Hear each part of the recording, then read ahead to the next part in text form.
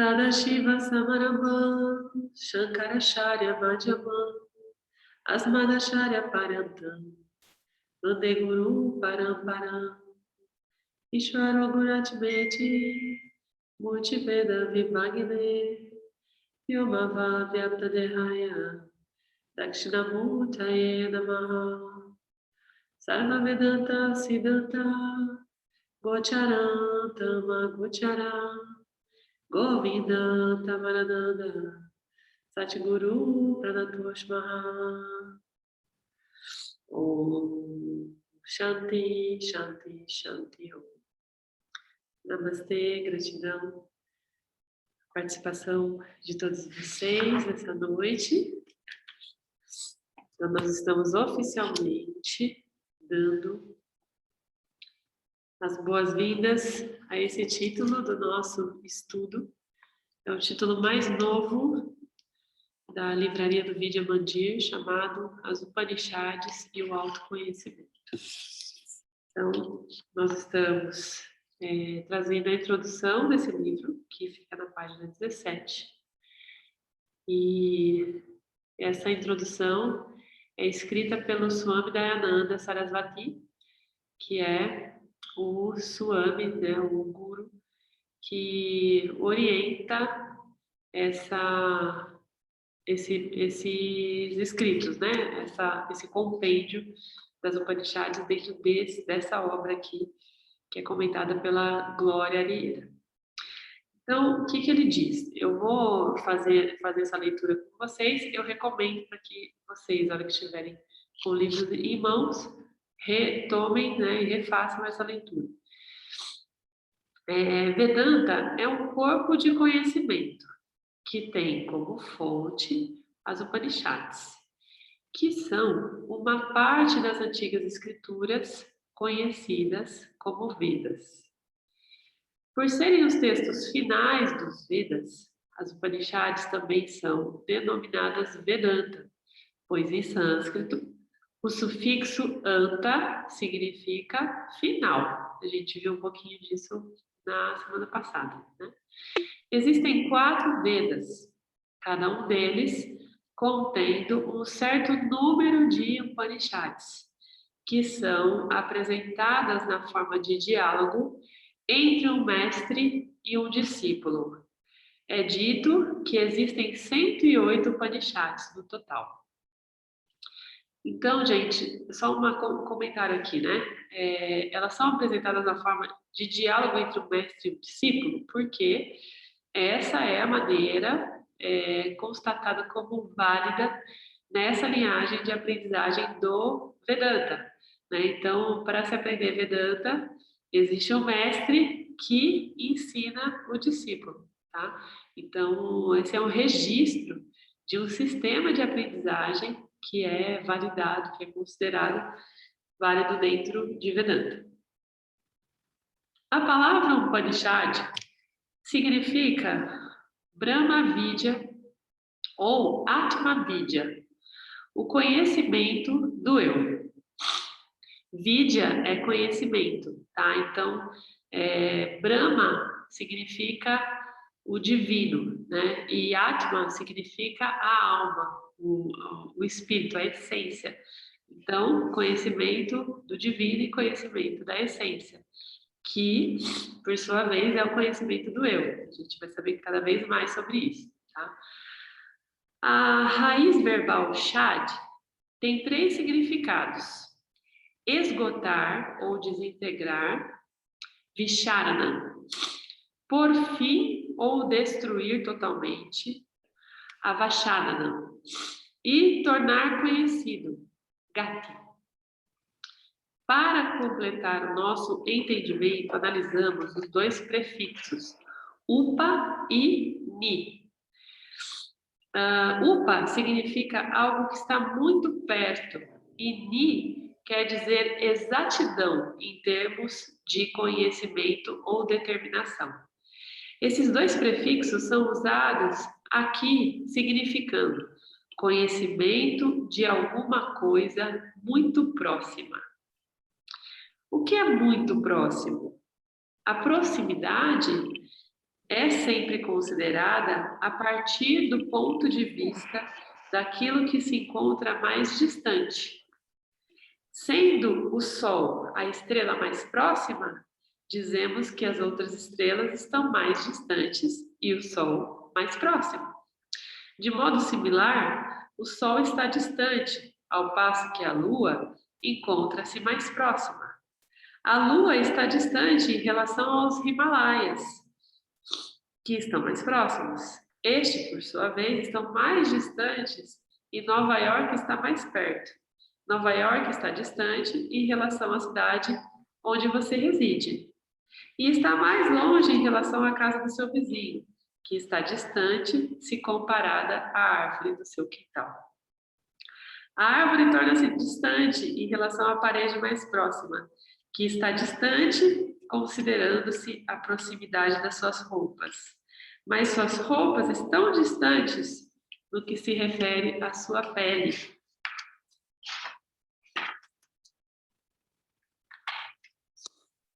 O que significa o significado da palavra eu, né? O que significa a palavra eu?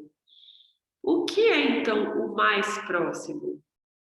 Aquilo que consideramos eu é o que está mais próximo. Se o seu corpo é eu, então o corpo é o mais próximo e tudo está mais distante. Se, entretanto, a mente for eu, a mente torna-se o mais próximo e o corpo mais distante, passando a ser um objeto do nosso pensamento. Qualquer objeto do nosso pensamento encontra-se mais distante a partir do ponto de vista do próprio pensamento. Um pensamento está, portanto, mais próximo. Como aquele que tem o pensamento é referenciado pela palavra eu, que é Atma, em sânscrito, dizemos que Atma é o mais próximo. Mas, na verdade, Atma não é o mais próximo, porque o eu, Atma, jamais poderá estar distante. Ele não pode ser objetificado. Aqui, Upa, o mais próximo, é usado para indicar Atma, o significado da palavra eu, que não está sujeito a qualquer distância ou objetificação. Se não houver incerteza ou confusão a respeito do significado da palavra eu, nada mais precisamos saber. Se, entretanto, houver incerteza ou confusão, então será necessário algo definitivo em termos do conhecimento do Atman. Então, só fazendo um parênteses aqui, né, do que está sendo dito, que, na realidade, o Vedanta considera que a primeira grande ignorância de nós, seres humanos, né, as entidades experienciadoras, também chamadas de jivas ou divas, é justamente essa falta de certeza de quem somos, ou uma confusão a respeito do significado da palavra eu, principalmente acerca dessa separação do eu para o todo, né? Então, do indivíduo para o todo. E então tudo começa justamente, essa confusão toda, né? Começa justamente a partir da ignorância entre essa individualização, né? O indivíduo entendendo ou achando, né? Pensando enganadamente que está separado do todo, ok? Então, se não houvesse essa confusão ou essa ignorância, a gente não estaria aqui estudando Vedanta. Isso é um ponto em comum, porque não precisaria. Nós já estaríamos certos de quem somos, ok? Então, toda esse corpo de conhecimento, ele só está disponível para a gente decodificar porque existe essa ignorância que está intrínseca a esse complexo corpo-mente, né, que a gente tem e que a gente acredita que é real, que somos exatamente, que esse eu é isso aqui que está sendo representado, né? É esse corpo, é esse complexo corpo-mente, é essa identidade. E então, para isso existem as Upanishads, para nos auxiliar na decodificação dessa confusão, ou dessa incerteza sobre quem somos, ok? Vamos fazer um combinado aqui, que já é um combinado das outras sangas, né, dos outros grupos de estudo, que a qualquer tempo que vocês quiserem trazer uma pergunta, um complemento, ou comparar com o que já vimos, vocês podem erguer a mão aqui no aplicativo, tá? Usando aqui a mãozinha do Zoom, que fica aqui embaixo das ferramentas. Então, podem levantar a mãozinha que eu paro para abrir o áudio para vocês, ok? Então, quer sejamos ou não filósofos, todos nós temos conceitos sobre o Atman. A fim de conduzirmos nossas vidas, devemos necessariamente saber: sou um ser humano, pertencente ao sexo masculino ou feminino e tenho uma história própria. Mesmo um cão sabe que é um cão. Ele não precisa dizer sou um cão, pois seu comportamento indica que ele sabe quem é. O dog alemão não fica confuso ao encontrar um chihuahua. O cão sabe que o chihuahua pertence à mesma família e que não é um gato. Isso acontece porque o cão tem alguma autoidentidade a partir da qual conduz sua vida. Nós que somos seres humanos, às vezes insistimos, né, que os cães têm um comportamento de gente. Mas, de uma maneira geral, os animais têm um comportamento vinculado ao seu tronco, né, epigenético. Então, ele vai demonstrar aí ações, atitudes que são compatíveis à natureza dele, né? Da mesma forma que o cão, existe o gato, existe o rato, existem as serpentes, né? E assim por diante. As noções que temos de nós mesmos criam uma autoimagem que forma a base a partir da qual interagimos com o mundo. Sabemos que certas coisas nos pertencem, que certos indivíduos são membros da nossa família, que pertencemos a uma determinada etnia, etc. Contudo, nessa autoimagem há confusão, que é evidente, quer a pessoa estude Vedanta ou não. Se a imagem que temos de nós mesmos fosse clara, astrólogos e psicólogos não teriam clientela. De fato, né, a gente passa a nossa vida buscando decodificar essa identidade, essa autoimagem. E por vezes a gente consulta outras pessoas, né, para perceber o que essas pessoas estão lendo a respeito da gente. A gente contrata outros tipos de terapeutas, não só psicólogos, né? Mas eu mesma sou coach e várias pessoas me contratam para saber um pouquinho mais sobre si mesmas, porque de fato a gente já nasce com esse defeito de fábrica, né? Esse autoconhecimento que precisa ser construído e que muitas vezes não está abrangente o suficiente para que a gente decodifique a contento, que a gente fique de fato se sinta, né, satisfeito sobre aquilo que a gente está decodificando. Então, assim, se alguém aqui já sabe quem é, não tem nenhuma dúvida sobre o seu ser, ou vocês podem conduzir também esse grupo, né, trazendo outras formas de caminho, outros caminhos que levem a essa novidade aí sobre quem somos, né? Ou então vocês já podem cessar a busca, porque vocês já estão iluminados e não sabem. Então, quem sabe, né? Se alguém descobre que já está iluminado e não estava sabendo. Ah, não, isso daí eu já sei tudo, não tenho nenhuma dúvida sobre mim. Então, é uma boa notícia, será a notícia de que vocês estão iluminados. Se vocês têm dúvida, algum tipo de dúvida, né? Ou se estão começando a compreender o estudo do Vedanta e vendo sentido no que estão lendo, então fiquem mais um pouco que vai valer a pena, ok? Então, autoconhecimento, ele começa falando aqui, ó, na página 19, sobre o que é, né? Então, o que eu sou? Em termos da realidade, eu sou mortal? Sou as células que constituem o meu corpo físico? Sou meus pensamentos? Ou sou mais do que isso? Esse assunto está sujeito a um questionamento. A exatidão, em termos de um conhecimento bem estabelecido a respeito de mim mesmo, não é alcançada sem que eu analise e negue aquilo que eu não sou.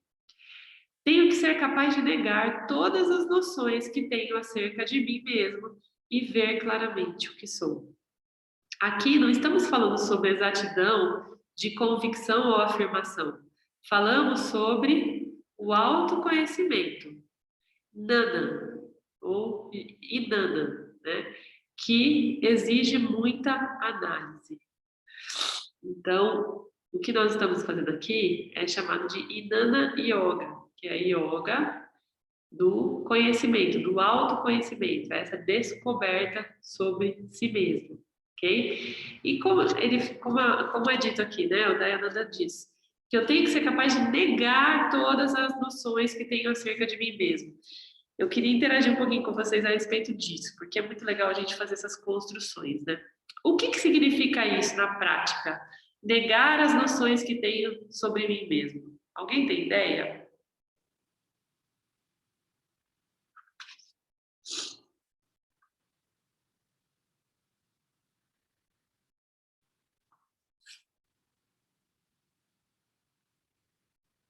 Qual é o tipo de coisa que vocês já desconfiam a essa altura do campeonato que não faz sentido a respeito do que foi construído sobre vocês mesmos?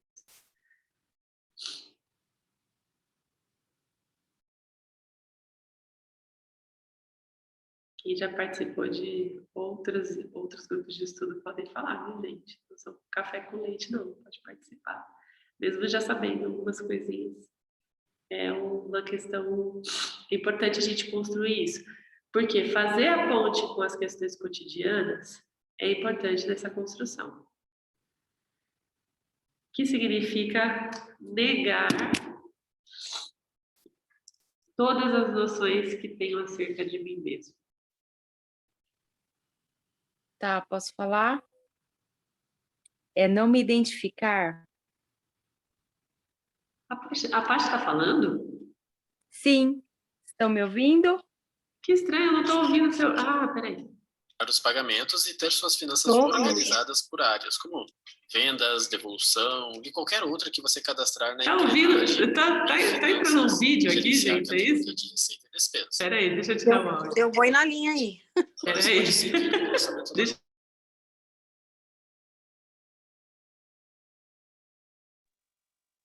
E não era o meu boi, não.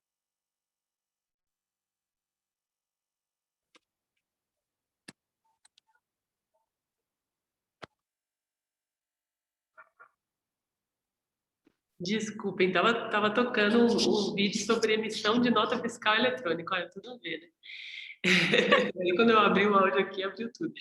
Ô, Paty, você pode, por favor, repetir? Porque, para mim, eu não ouvi o que você trouxe. Tá, seria eu não me identificar Não se identificar com o que exatamente? com o meu corpo, que eu não sou só esse tubinho de carne, eu sou a consciência. Aham. E quando ele fala aqui, ó, todas as noções que tenho acerca de mim mesmo, de onde vêm essas noções? Eu acho que isso faz sentido, total sentido. São as projeções, né? Aham. Ah, são projeções. A Tati tem alguma coisa para contar sobre essas projeções, Tati?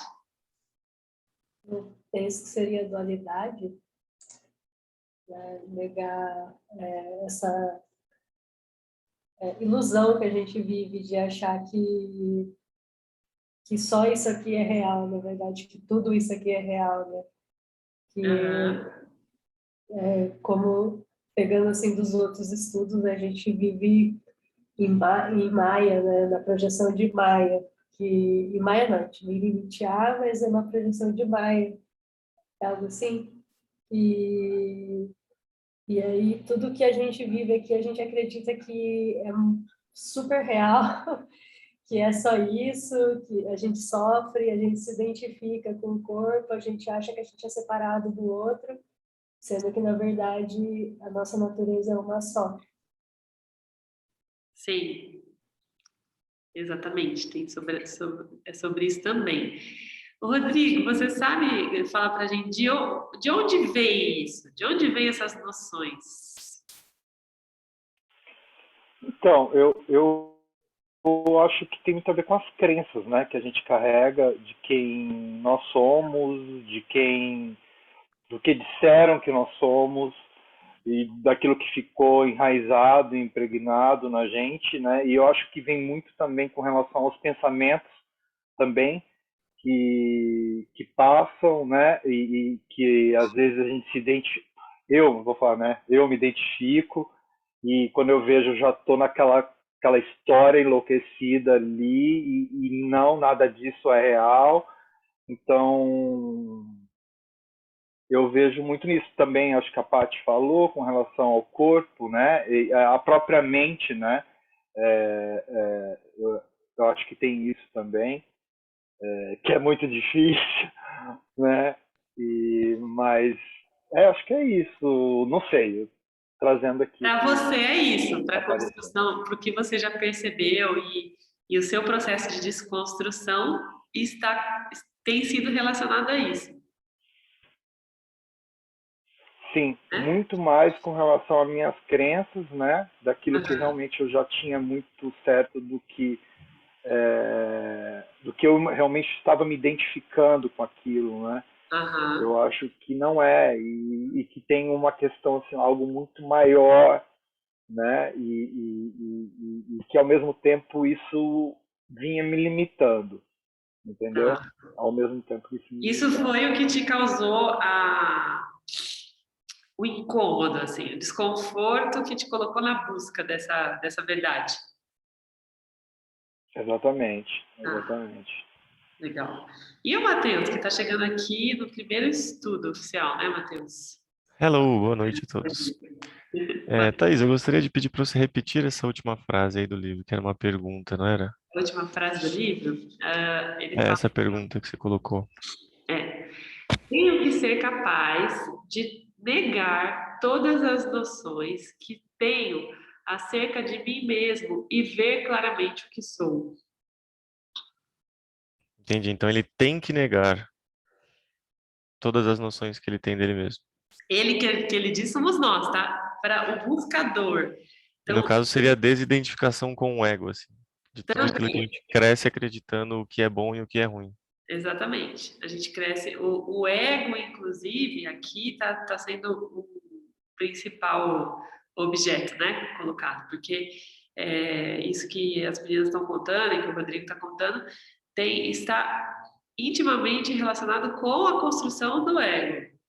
Porque é o ego que nos dá a confirmação dessa identidade, né? Que é uma pseudo-identidade, porque é temporária, né? É só uma vestimenta que a gente está carregando aqui de um personagem.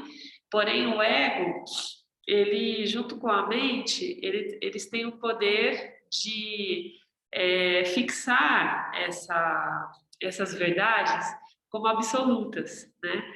Como sendo tudo que há, como sendo permanente. Então, aqui a gente está vivendo uma realidade aparente e impermanente. Tudo está o tempo todo mudando, né? E segundo o Vedanta, a consciência é permanente, a consciência não muda. Tudo que é impermanente não é a consciência. Né? Então, o ser é a consciência. E tudo que está sujeito à impermanência não é o ser. Não corresponde à consciência, à pura consciência.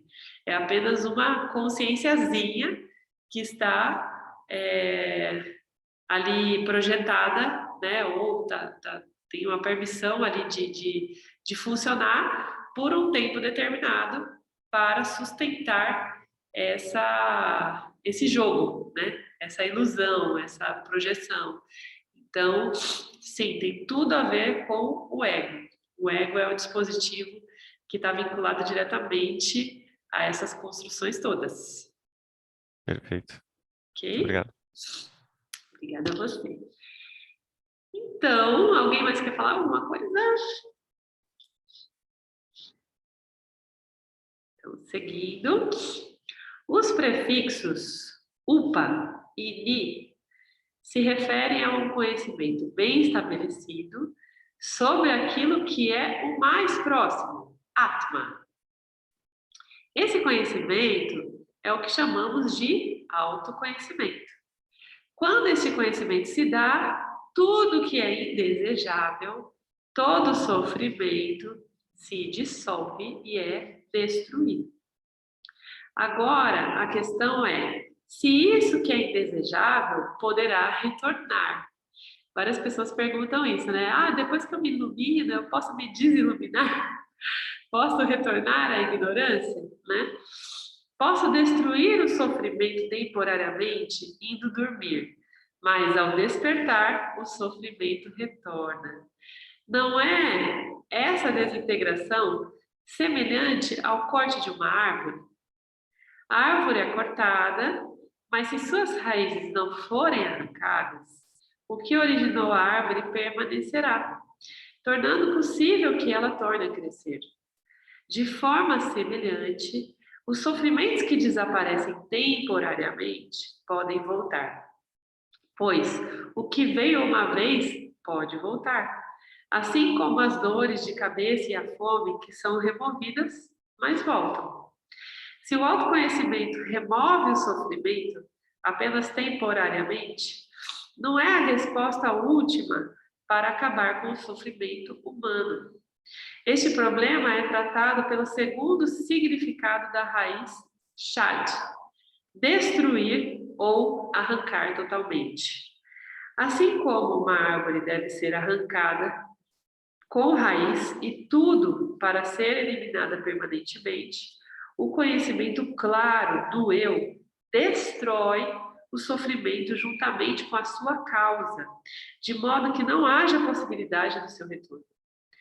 Como o autoconhecimento o destrói completamente, a causa de todo o sofrimento só pode ser a auto-ignorância, que é a ajnana, ou ainana, ok? Então, nós temos duas opções. A gente pode nutrir o autoconhecimento ou a gente pode seguir nutrindo a autoignorância. E o tempo todo nós estamos sendo convidados a percorrer um dos dois caminhos. Por quê? Nós estamos aqui manifestados em dualidade, né? Então, é natural que essa questão esteja aqui no nosso painel, né? O tempo todo. Então, o que eu vou nutrir? É a história dos lobos, né? O lobo tem essa história, não sei se vocês já ouviram, do lobo mau e o lobo bom, né? E o senhor chega, um menino chega para o senhor, sabe, e fala assim, o que me faz bom ou mal? E aí ele fala, depende do que você vai, como que você vai se representar. Se você pensar na representação de um lobo, dentro de nós existem dois deles, né? O lobo bom e o lobo mau. E ele fala, o menino pergunta, mas quem vence? Ele fala, aquele que você alimentar. Então, nós estamos o tempo todo com esses dois lobos na nossa frente. O do autoconhecimento e o da autoignorância, né? E aí a gente escolhe, e o tempo todo que eu digo, gente, é de verdade, é 24 horas por dia, 7 dias por semana. Porque dentro do conceito, né, de conhecimento, né, de Inanna, eles dizem, os Upanishads dizem, né, os grandes sábios, os gurus dizem que o buscador, ele deve permanecer em vigilância por 24 horas por dia, em 7 dias da semana. Porque o tempo inteiro nós estamos sendo convidados a escolher que lobo a gente vai alimentar, né? Então, aqui ele conta. Qual que é o efeito do autoconhecimento, né?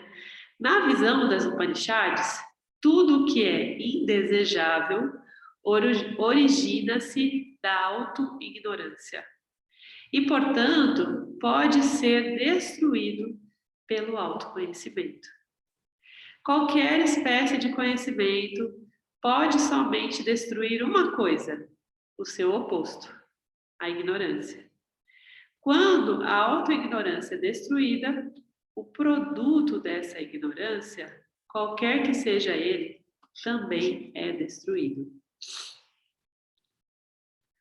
Se o autoconhecimento destrói o sofrimento, o eu deve ser o oposto do sofrimento e, por conseguinte, altamente desejável. Não pode ser algo pequeno ou inadequado. O eu só pode ser o absoluto, Brahman. O conhecimento de mim mesmo como um todo completo é o que está indicado pelo terceiro significado da raiz Shad. Ao destruir totalmente a autoignorância, com o autoconhecimento bem assimilado, eu me reconheço idêntico a Brahman. A palavra Upanishad, então, significa um autoconhecimento bem estabelecido, que me capacita a reconhecer que sou completo, Brahman. Nesse conhecimento, todo sofrimento ou samsara é destruído. Então, para quem não ouviu ainda essa palavra samsara, ela significa o ciclo infinito reencarnatório, né? Então, o ciclo de vida e morte, vida e morte, vida e morte, vida e morte, vida, que traz essa repetição, né? Como repetir um ano da escola.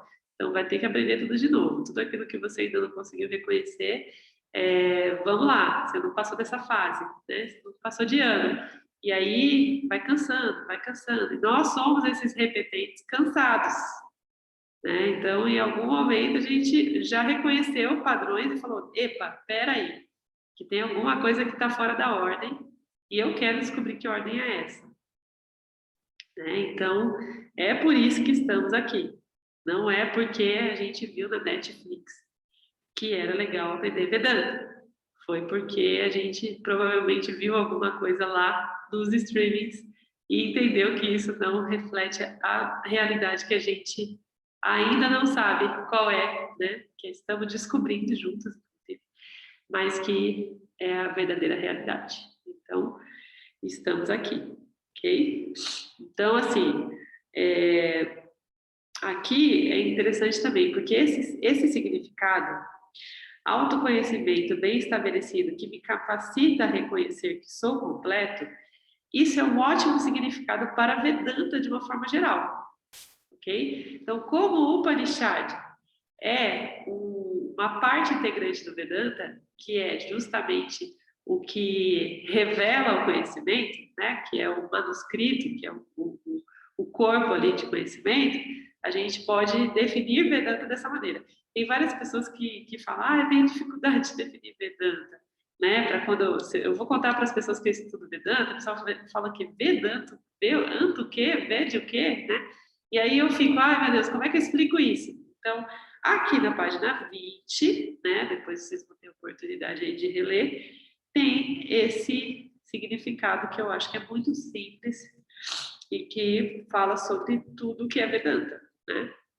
Autoconhecimento bem estabelecido que me capacita a reconhecer que sou completo, Brahman. Por destruir a ignorância juntamente com todos os nossos problemas, o autoconhecimento é extremamente útil. Quem então não estaria interessado em tal conhecimento? Todos o querem, mesmo sem sabê-lo. Por quê? Óbvio, gente, se a ignorância está vinculada diretamente com o sofrimento, é óbvio que nós não desejamos sofrimento. E se nós não desejamos sofrimento, é óbvio que não desejamos permanecer ignorantes. E que se Brahman, que é o absoluto, ele representa a felicidade, a plenitude, tudo que é de bom, é óbvio que eu vou querer ser essa felicidade, plenitude, tudo que é de bom. A única questão é que eu já sou e não sei. Eu ainda estou ignorante de que eu já sou tudo isso. E o conhecimento vai nos auxiliar a nos lembrarmos disso mais e mais tempo do nosso dia, até que estejamos no nível que a gente não consegue mais esquecer, não conseguirá mais esquecer dessa verdade, né? Então, a essa altura estaremos iluminados, ou seja, estaremos apartados dessa ignorância, ok? Nós queremos ser o completo e de fato somos. É por isso que não podemos aceitar nada menos do que isso. O intento é ser sempre o completo. Quando tentamos provar que somos alguém importante, o fazemos basicamente por causa dessa paixão por sermos o completo. Olha que legal, né? Até mesmo aquela pessoa mala sem alça, que fica querendo se mostrar, né? E quer mostrar que é superior, na verdade, lá no fundo da alma, a busca dela é se encontrar com a sua real natureza, que é, de fato, superior a tudo aquilo que a gente acha que a gente é, né?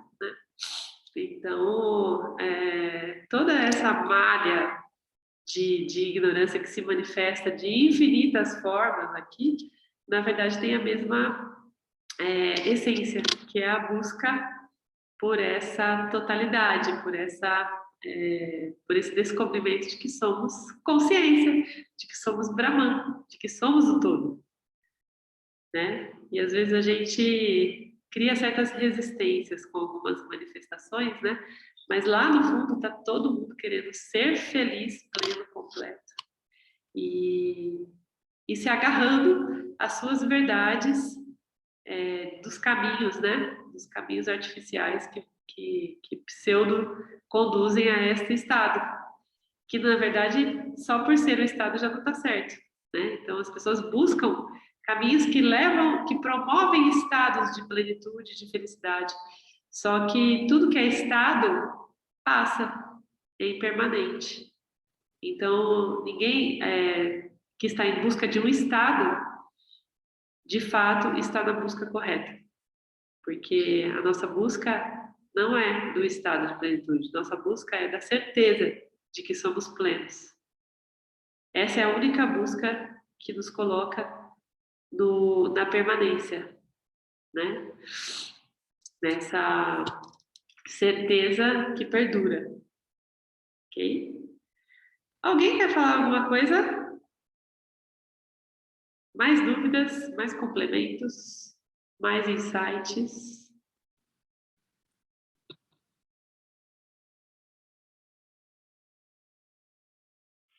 Eu lembrei, quando você falou da roda do Sansara, daquela vez que você fez uma referência acho que é uma roda gigante, né? Que vai perdendo a força e tudo mais, né? E eu acho que é nesse momento que você consegue romper esse ciclo, né? Exatamente. Com esse distanciamento, esse ato discriminatório, não é discriminatório, discriminativo, que você consegue ter essa compreensão, né? E ela, enfim, eu lembrei um pouco disso na hora que você falou. É muito legal você lembrar dessa analogia, Rodrigo, porque assim, imagine que nós que estamos aqui nesse estudo hoje, a gente já rodou demais essa roda gigante, então assim, a gente já sentiu a emoção de estar lá embaixo, vendo as pessoas, e de estar lá em cima, vendo a paisagem, embaixo, em cima, e a gente está assim, basicamente, acabou a energia do parque. Entende? Então, nós somos as pessoas que estamos sentadas na roda gigante, só que acabou a energia do parque. E que energia do parque é essa? São os nossos vasanas, os nossos desejos. Então, são os nossos desejos que eletrizam, que eletrificam o parque. que faz a luzinha brilhar, que faz o carrossel girar, que faz a gente se apegar a todo esse colorido, a todo esse movimento e achar bonito e retroalimentar. Então, fazendo uma analogia, a gente está sentado lá de saco cheio, porque acabou a energia do parque, a gente está parado na roda gigante, olhando tudo de cima e falar, cara, mas não tem mais nenhuma novidade aqui. Então, eu só quero descer e ir para onde eu preciso ir, sabe? Então, basicamente isso. Agora, lá atrás, quando a gente falou sobre a roda gigante, também tinha a ver com os nossos desejos, com as nossas programações, né? Então, porque essa ilusão de que o parque é legal, de que aqui é um grande parque de diversões que vale a pena estar aqui, faz com que a gente vá se apegando a determinados hábitos, né, e a determinados desejos. E isso vai virando programações dentro de nós que são, inclusive, matriciais, né? Porque matricial eu digo que elas transpassam, elas são transpessoais. Elas passam de personagem para personagem. Ela está dentro do código do Jiva, né? Ou do Diva, que é a entidade experienciadora, que pode estar, que aqui está, né, travestida e identificada como Thaís, mas que já teve outras identidades. E então, assim, essa programação, ela vai, que é o Sanskara, né, que é a programação completa, conforme ela vai se manifestando e a gente vai decodificando e deixando de retroalimentar, naturalmente ela vai perdendo a força. Então, é como também o movimento da roda gigante.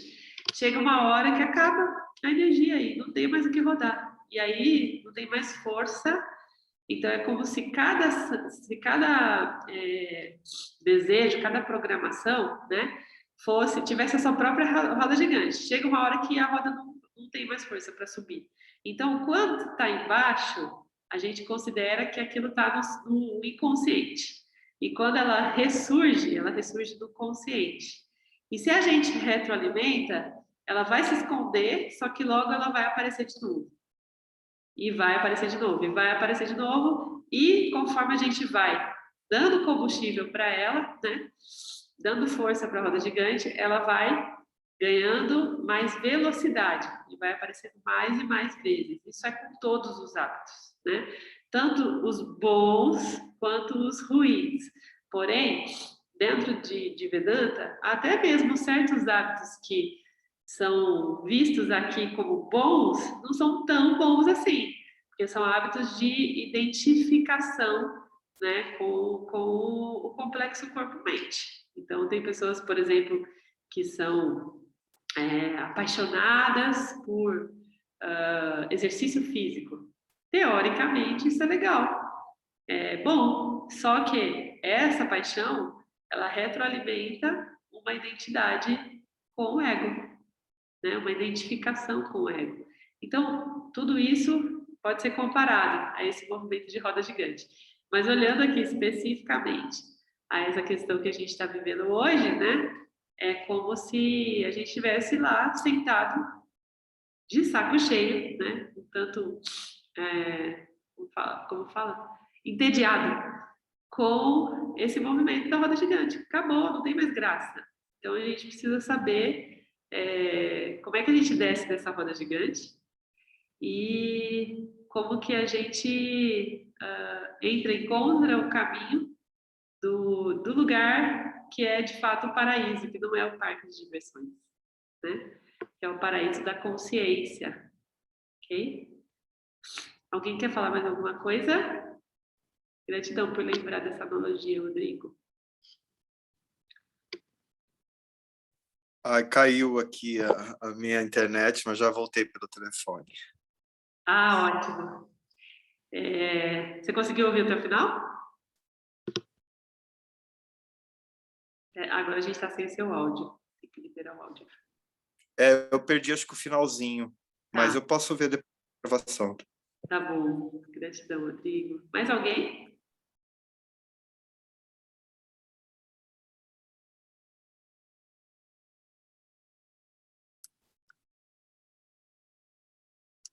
Bom, então, vou continuar aqui a leitura na página 21. E a gente vai terminar nessa página por hoje. Então, as Upanishads. O conhecimento de que eu sou o completo é chamado Upanishad. A própria palavra torna-se duas coisas: o título para um texto e o assunto tratado, assim como o livro sobre astronomia, que é intitulado Astronomia, ou seja, é ela por ela mesma, né? Ou um livro sobre geografia, chamado Geografia. Certos aspectos ou temas podem ser realçados em uma Upanishad, enquanto um enfoque diferente pode ser enfatizado em outras, mas o assunto é sempre o mesmo, Upanishad. Por essa razão, todas denominam-se Upanishads. Vocês vão ver ao longo do livro que vai aparecer o nome e precedido de Upanishad. Então, tem Ganapati Upanishad, Kena Upanishad, Fulano Upanishad, Ciclano Upanishad, sempre o nome vinculado com Upanishad, ok? Para distinguir um texto do outro, algum adjetivo é acrescentado, que é o que eu acabei de falar, né? Então, a Isa-Upanishad, por exemplo, é chamada porque inicia com um mantra que começa com a palavra Isha, né? Na verdade é Isha Upanishad. Então, Isha, Senhor. A Kena Upanishad é iniciado com a palavra Kena, que significa pelo que ou por quem. Prajna Upanishad é uma Upanishad composta de 6 perguntas. Prajna significa pergunta. Assim, determinado nome ou adjetivo foi dado a cada Upanishad para distingui-la das outras. Nenhuma outra razão existia para que elas recebessem nomes específicos. Isha, Kena, Kata, Prashna, Mundaka, Mandukya, Taittiriya, Aitareya, Chandogya e Bradaranyaka são consideradas as principais Upanishads. Isso não significa que as outras tenham menor importância. Essas 10 são consideradas as principais porque Shankaracharya, que a gente já falou sobre ele, né? E outros acharyas, mestres tradicionais, as escolheram e escreveram comentários sobre elas. Esses mestres esperavam que seus comentários fossem suficientemente elucidativos para capacitar os estudantes de lerem todas as outras Upanishads com o entendimento correto. De fato, não é necessário estudar mais do que uma Upanishad para entender o que está sendo dito em todas elas, porque o assunto é sempre repetido. Portanto, essas Upanishads são consideradas importantes por terem sido comentadas. As Upanishads ressaltam algo que posso reconhecer, que não posso negar. Elas afirmam que sou o completo e não tenho como negar essa afirmação, visto que o eu não é objeto da minha percepção. Ele é o sujeito que percebe. O tamanho de uma Upanishad não tem relação com sua importância. Shankaracharya escreveu 2 comentários, por exemplo, sobre a menor das Upanishads, a Kena Upanishad. E um deles fala sobre o que trata a Upanishad e justifica suas observações. Esse tipo de comentário é chamado de Pada Bhashan. No outro, chamado de Vakya Bhashan, ele analisa o texto frase a frase. Como Shankaracharya considerou essa Upanishad importante a ponto de dedicar-lhe 2 comentários, a Kena Upanishad é considerada um bom ponto de partida para o estudo. A Kena Upanishad pertence ao Samaveda, que contém 2 das 10 Upanishads principais. A outra é a Chandogya Upanishad, onde se encontra a afirmação Tattvam Asi, que é uma das afirmações mais importantes, né, que a gente vê no Vedanta, que significa tu és aquele. Essa Upanishad, como as outras, apresenta um diálogo entre o mestre e o discípulo, e o texto se inicia com uma pergunta do discípulo.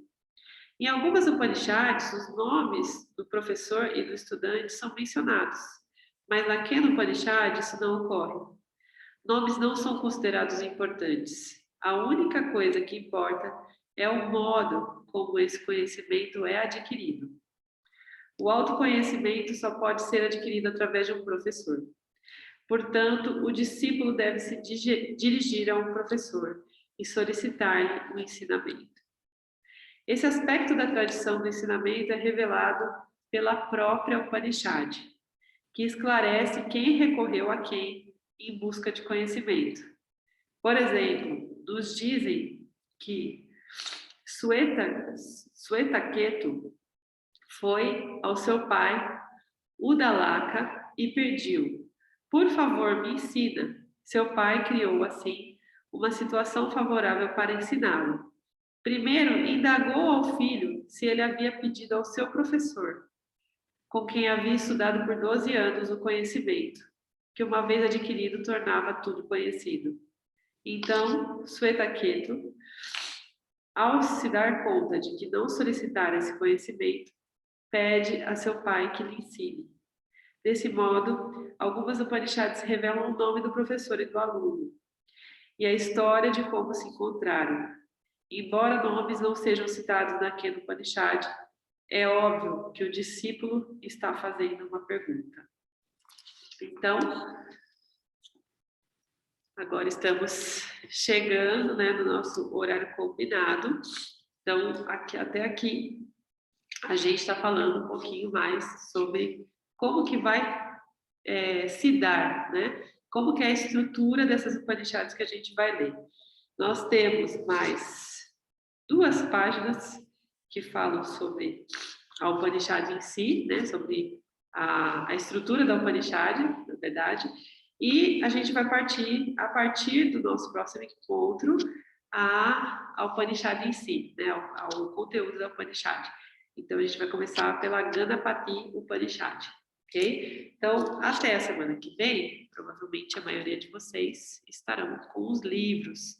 Quem quiser me chamar aqui ao longo da semana, dessa semana ainda, para pegar, para passar por aqui, ou para solicitar um frete, né, uma moto e tal, me avisem, ok? E a gente faz essa distribuição aí para que na semana que vem a gente acompanhe esse conteúdo completo juntos. Alguém quer dizer algo? Ficou com alguma dúvida sobre como vai funcionar as Upanishads, sobre a própria Upanishad? Ou está claro?